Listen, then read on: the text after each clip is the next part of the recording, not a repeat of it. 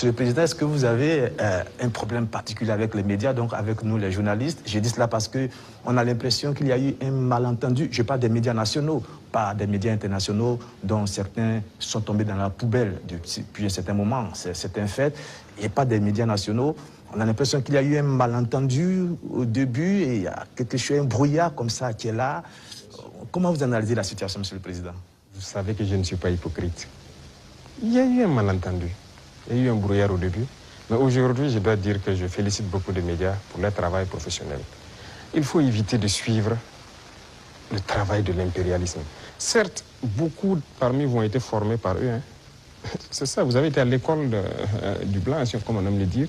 C'est eux qui vous ont formé au journalisme. Donc moi, je ne vous en veux pas souvent quand les gens essaient de se comporter comme eux. Mais je parle pour que les gens prennent conscience qu'il s'agit de notre patrie. Regardez ce matin, par exemple, lisez les titres des journaux en France. Ils vous diront peut-être il y a une mobilisation pour mettre la pression sur le Premier ministre, il y a ici. Ils ne vous diront pas qu'il y a eu une marche contre le pouvoir ou quelque chose. Mais si c'était au Burkina, vous direz qu'il y a une marche contre le pouvoir. Vous comprenez? Les Français nous appelaient, ils continuent de nous appeler putschistes, juntes et quoi. C'est du français. Mais les journalistes nous appelaient aussi putschistes, juntes ici. Pourquoi suivre les yeux fermés? C'est de l'esclavage toujours. Moi, je veux qu'on quitte cela. Chaque État doit se battre pour ses intérêts. Les journalistes se battent pour leurs intérêts. Pourquoi nous, on ne doit pas se battre pour nos intérêts en Afrique?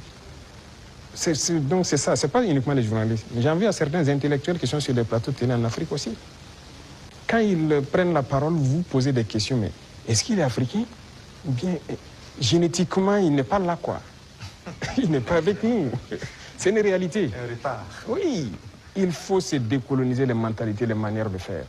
Chacun doit se battre pour sa patrie. Vous pouvez avoir une information qui est peut-être vraie et juste, mais vous décidez de ne pas sortir l'information. Parce que ça peut porter préjudice à la défense nationale, à la sécurité, à la cohésion, et ainsi de suite. Ça, c'est une décision souveraine, parce que vous voulez préserver votre pays. Mais on ne dit pas seulement dès qu'il y a une information, il faut la sortir. Non, c'est pas comme ça. Et très souvent, les journalistes, comme on aime le dire, le train qui vient à l'heure, ça ne les intéresse pas. C'est le train qui est en retard. Vous le savez, Monsieur le Président, donc vous nous comprenez de temps en temps. Ah oui, mais il faut éviter ça.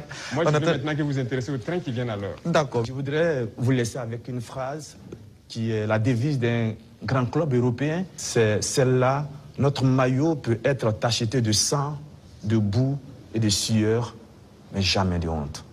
C'est tout ce que je vous souhaite, Monsieur le Président.